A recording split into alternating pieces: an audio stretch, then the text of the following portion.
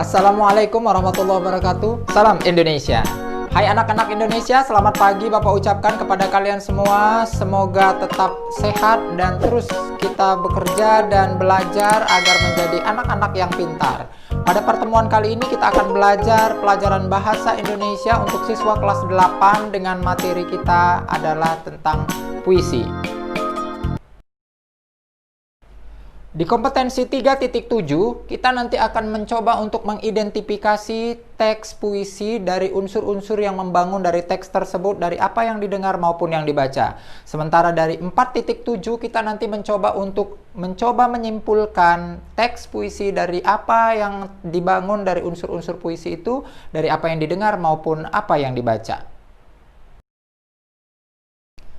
Tujuan pembelajaran kita kali ini adalah untuk memahami dan dapat menjelaskan pengertian dari teks puisi, kemudian kita mampu menjelaskan tentang unsur-unsur pembangun dari puisi tersebut. Nanti juga kita akan berusaha untuk menyimpulkan tentang apa yang ada pada puisi, baik itu tentang jenis-jenis puisi maupun periodisasi puisi tersebut. Nah, anak-anak, sebelumnya kita harus memahami dulu bahwa puisi itu berasal dari bahasa Yunani yang berasal dari kata pot. Artinya adalah bagaimana cara kita untuk mengimajinasikan atau mewujudkan sesuatu perasaan. Nah, puisi ini sebenarnya terbagi terhadap dua bagian. Ada puisi lama, ada puisi baru. Nah, di puisi lama ada banyak berbagai macam ragamnya, itu disebabkan karena perkembangan sastra-sastra Melayu di Indonesia. Sedangkan di puisi baru itu disebabkan karena masuknya proses budaya-budaya Barat dan budaya Eropa yang sudah membaur ke Indonesia. Untuk itu, dalam puisi lama ada 8 puisi lama yang harus kita pahami. Ada beberapa hal seperti berikut ini. Ada mantra, talibun, gurindam, karmina, seloka, bidal, pantun, dan syair. Kalau disingkat namanya mata, gu, ka, se, bi, pa, sya, agar anak-anak cepat memahaminya. Sementara puisi baru itu ada 8 lagi yang harus kita pahami. Ada DTK kuadrat S kuadrat OS, itu singkatan dari distiskon, terzin, kuatrain, queen, sektet, septim, oktav, dan soneta. Nah, di puisi-puisi baru itu semuanya itu tergantung pada bentuk salinan dari bentuk bait dan bentuk barisnya. Tadi saya bilang yang pertama kali kalau distiskon berarti dia 2-2 baris jaraknya. Terzin 3-3 baris. Kemudian ada kuatrain 4-4 baris, queen 5-5 baris, dan selanjutnya sampai ke bawah yang disebut dengan soneta dari 9 sampai 14 baris. Baik Ananda, untuk lebih jelasnya lagi kita akan memahami tentang struktur-struktur atau unsur-unsur yang ada pada bagian-bagian sebuah puisi ini. Pertama sekali mari kita saksikan bagaimana sebuah puisi ini, kita akan membacakan puisi ini bersama-sama. Perhatikan. Membaca tanda-tanda, karya Taufik Ismail. Ada sesuatu yang rasanya mulai lepas dari tangan dan meluncur lewat sela-sela jari kita. Ada sesuatu yang mulanya tak begitu jelas, tapi kini kita mulai merasakannya. Kita saksikan udara abu-abu warnanya. Kita saksikan air danau yang semakin surut jadinya. Burung-burung kecil tak lagi berkicau pagi hari.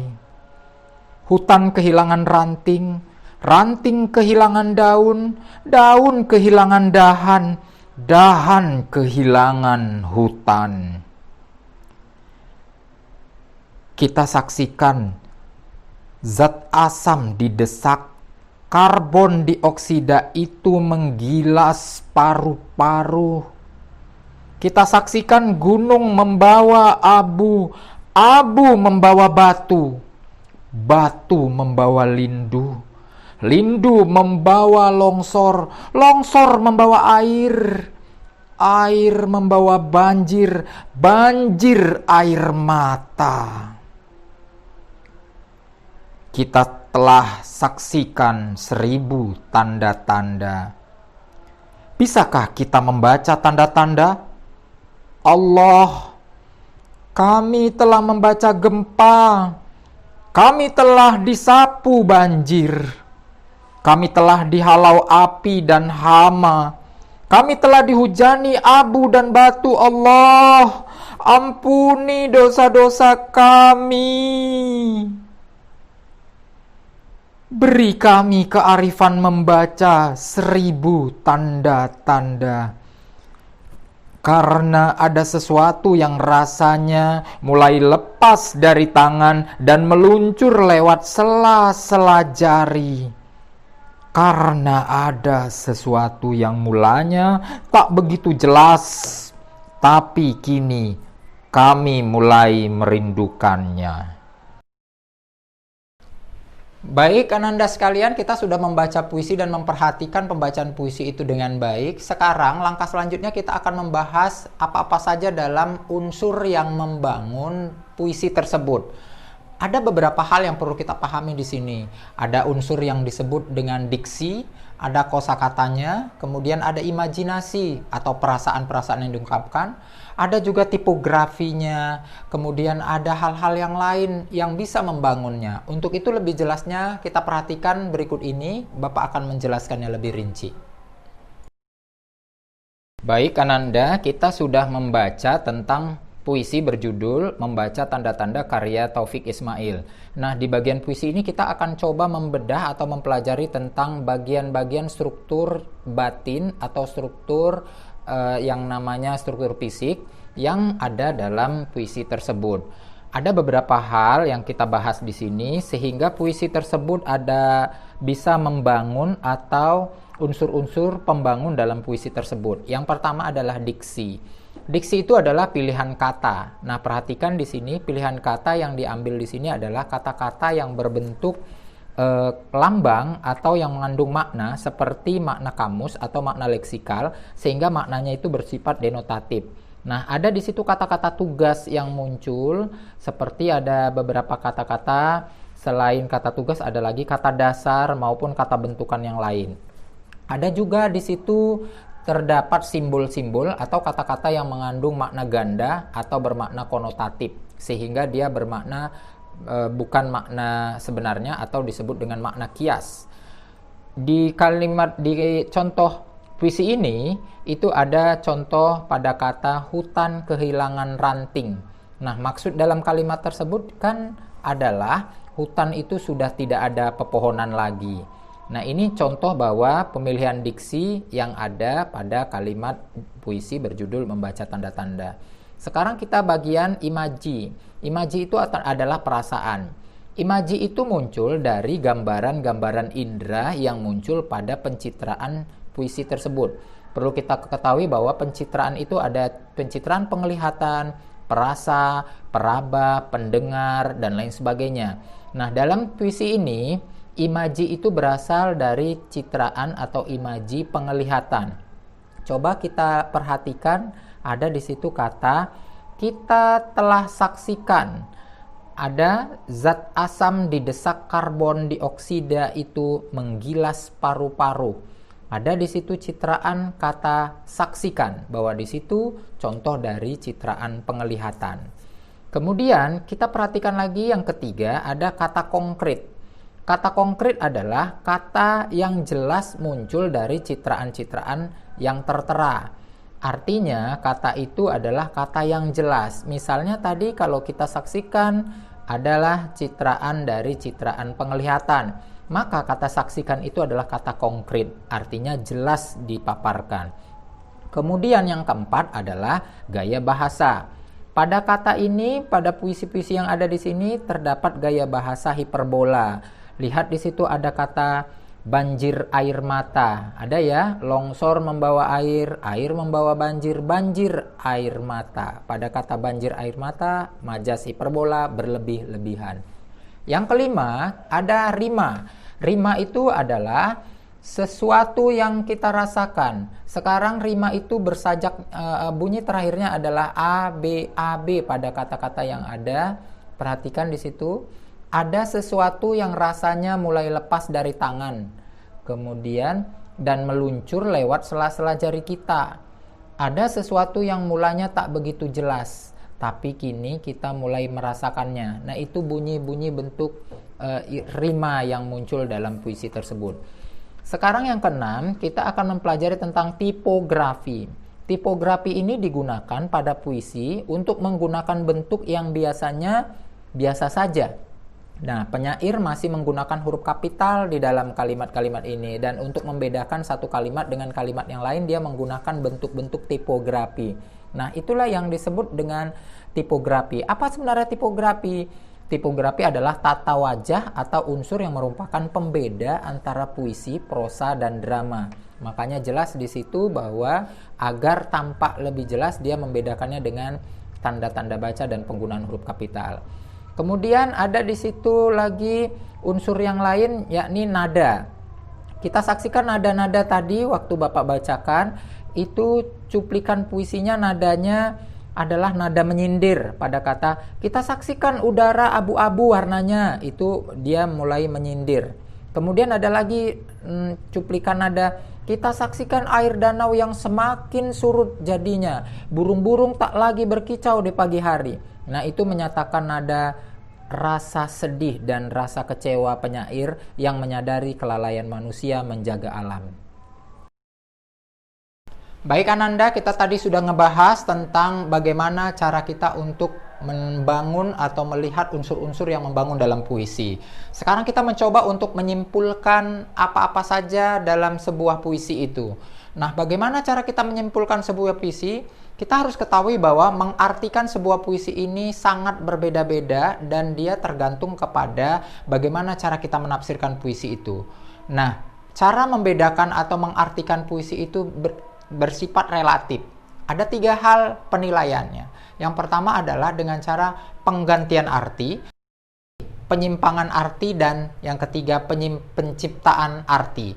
Nah, 3 hal ini nanti akan kita bahas lebih jelas lagi. Nah, sebelumnya kita saksikan dulu bagaimana kita membahas puisi berikut ini. Sajak puisi karya Chairil Anwar. Bersandar pada tari warna pelangi, kau depanku bertudung sutera senja. Di hitam matamu kembang mawar dan melati, harum rambutmu mengalun bergelut senda.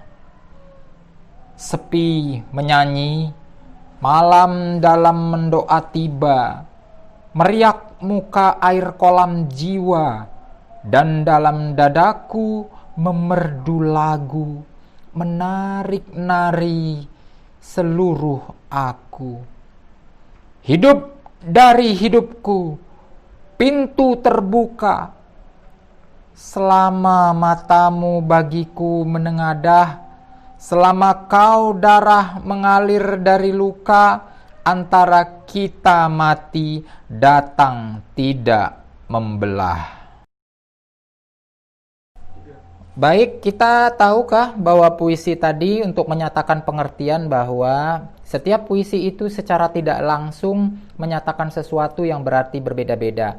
Nah, puisi yang dinyatakan secara tidak langsung ini disebabkan mengandung 3 hal. Yang pertama, penggantian arti atau displacing. Yang kedua, penyimpangan arti atau distorting. Dan yang ketiga, penciptaan arti atau creating of meaning. Nah, kita perhatikan penjelasan puisi yang berjudul Sajak Puisi karya Chairil Anwar yang ini. Nah, dalam karya Chairil Anwar ini, kita akan menganalisis tentang penggantian arti atau displacing. Itu terdapat pada lirik di hitam matamu kembang mawar dan melati. Perhatikan ada kata mawar dan melati itu mengandung metafora yang mengandung arti berbeda-beda dengan bunga sebenarnya, tetapi menunjukkan persahabatan sejati. Jadi, dia mengandung arti pada mata sahabat terpancar rasa sangat indah. Dengan demikian, yang dimaksud metafora di sini adalah bahasa kiasan yang menyatakan sesuatu yang seharga dengan hal yang lain, padahal sesungguhnya tidak sama. Disinilah arti dari penggantian arti. Berarti di sini dengan metafor-metafor yang ada, dia mencoba untuk menggantikan arti atau displacing. Yang kedua, ada penyimpangan arti atau distorting. Ini terjadi pada puisi ini berbentuk ambigu. Arti ambigu ini bermakna ganda. Misalnya coba perhatikan pada bait ketiga dan keempat, yaitu kata hidup dari hidupku, pintu terbuka selama matamu, bagiku menengadah. Hal ini kan mempunyai penasaran yang maknanya ganda. Misalnya si aku ya pada lirik akan terus bersemangat selama sahabatnya memperhatikan kehidupannya. Nah, di situ kan jelas tampak bahwa adanya penyimpangan arti pada kata-kata yang ada karena dia bermakna ganda atau bermakna lebih dari satu. Yang ketiga adalah penciptaan arti atau creating of meaning. Ini maksudnya di sini adalah tanda-tanda keluar dari kebiasaan atau kebahasaan atau tidak ada dalam ketatabahasaan pada umumnya. Jadi dia menciptakan arti baru di dalamnya. Misalnya rima dan bentuk atau kesejajaran bentuk dengan arti pada puisi sajak puisi ini tidak ada. Maksudnya pada puisi berjudul sajak puisi ini tidak ada memiliki bentuk kesejajaran atau penciptaan arti yang baru. Dengan demikian nggak selamanya sebuah puisi itu lengkap dihadirkan tiga-tiga penggantian arti, penyimpangan arti, dan penciptaan arti. Tidak. Artinya pada penciptaan arti pada puisi sajak putih ini tidak ada karena tidak ada penciptaan arti yang baru dalam puisi ini. Arti penciptaan arti yang baru ini adalah memunculkan tanda-tanda kebahasaan yang baru muncul yang keluar dari kebiasaan tata bahasa biasa. Misalnya dia memunculkan bahasa-bahasa daerah atau bahasa-bahasa yang muncul yang bukan bahasa Indonesia atau memunculkan ikon bahasa baru untuk menjadi simbol baru dalam puisi tersebut. Seperti itu contohnya. Baik Ananda, sekarang kita masuk ke bagian jenis-jenis puisi. Kita bahas tentang macam atau jenis puisi itu terbagi kepada 3 bahagian. Yang pertama adalah jenis puisi naratif. Dan yang kedua jenis puisi larik, dan yang ketiga jenis puisi deskriptif. Yang disebut dengan pengertian dari jenis puisi naratif adalah jenis puisi yang di dalamnya mampu pengarang menceritakan atau memaparkan sesuatu gambaran sehingga penulis itu menggambarkan secara balada. Balada itu ceritanya tentang sesuatu yang kesedihan terhadap sesuatu yang disampaikannya. Misalnya puisi yang berjudul ini, karya W.S. Rendra, kita saksikan. Nah, ini juga bagian dari teks atau jenis puisi dari puisi naratif. Yang kedua adalah puisi lirik. Nah, di dalamnya biasanya dia mengungkapkan perasaan penyair. Penyair selalu mengungkapkan sesuatu perasaan kepada pembaca dengan cara puisi dengan permainan lirik-lirik yang ada. Nah, di sini sebagai contoh adalah sebuah contoh dari balada elegi Jakarta yang dibuat oleh Asrul Sani. Yang ketiga adalah jenis puisi deskriptif. Jenis puisi deskriptif ini adalah jenis puisi yang menggambarkan nilai perasaan atau ungkapan-ungkapan tidak puas terhadap sesuatu. Misalnya adalah jenis-jenis puisi yang dibuat oleh Ismail Marzuki. Di dalam puisi ini aku berjudul Aku Malu Jadi Orang Indonesia. Di sini tertera bahwa puisi ini memaparkan perasaan-perasaan yang tidak suka atau perasaan-perasaan yang tidak sesuai dengan hatinya sendiri. Ini diungkapkan dalam jenis puisi deskriptif. Nah, sekarang kita lanjut tentang periodisasi puisi. Arti periodisasi puisi adalah penggolongan masa penciptaan puisi berdasarkan urutan atau bagian kurun waktu tertentu. Ada 5 tahapan periodisasi puisi di Indonesia ini. Pertama adalah periodisasi pra Pujangga Baru. Yang kedua, periodisasi Pujangga Baru. Yang ketiga, periodisasi angkatan 45. Dan yang keempat, periodisasi angkatan 50-60.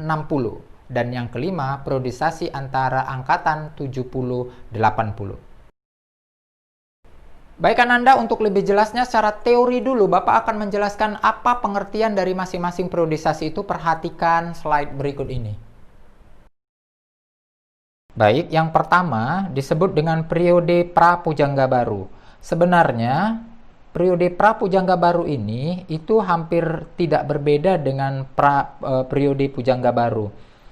Mereka itu bisa disatukan dalam satu periode yang sama karena pada waktu itu telah terbit majalah Pujangga Baru pada bulan Juli tahun 1933. Maka sejak itulah disebut dengan periode Pujangga Baru. Tetapi sebelum tahun 33 itu disebut periode pra Pujangga Baru.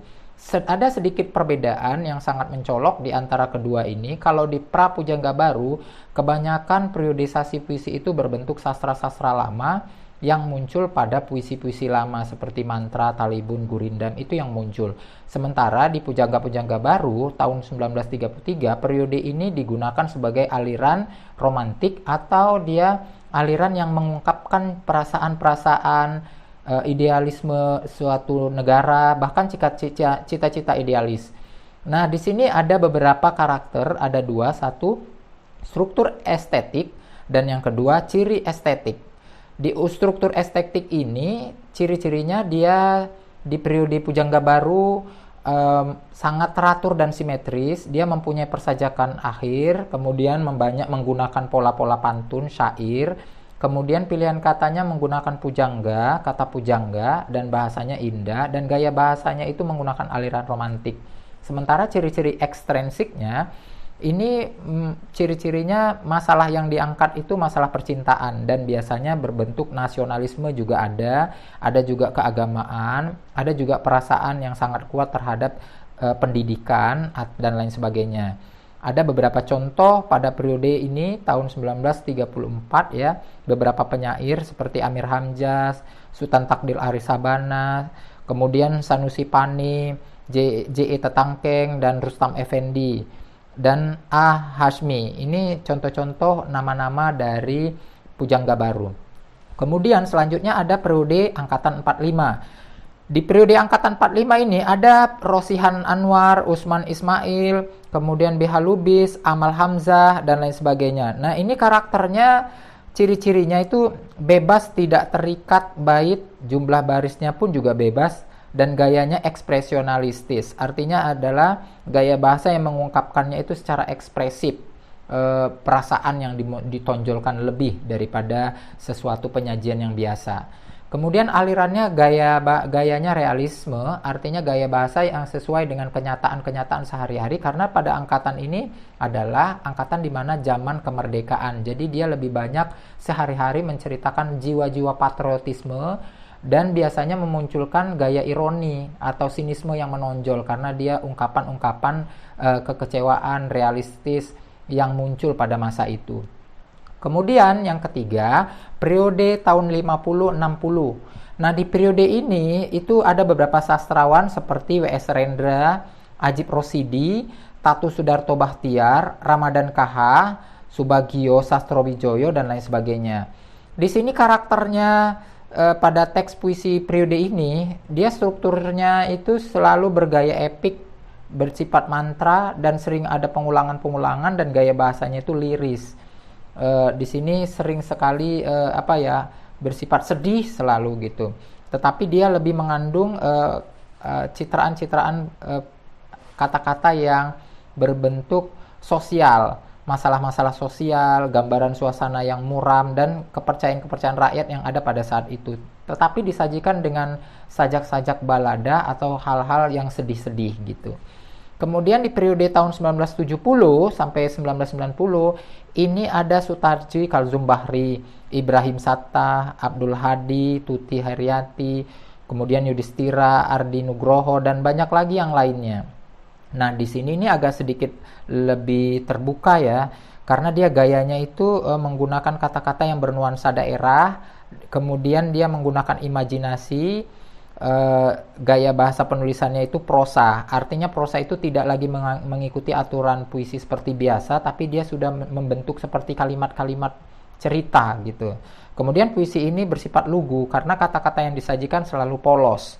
Itu ciri-ciri, dan biasanya ciri ekstrinsik yang menonjol di sini adalah mengungkapkan keadaan kritik sosial masyarakat pada tahun 70 sampai 90, kemudian menceritakan hak asasi manusia dan bersifat sesuatu yang bersifat alegori.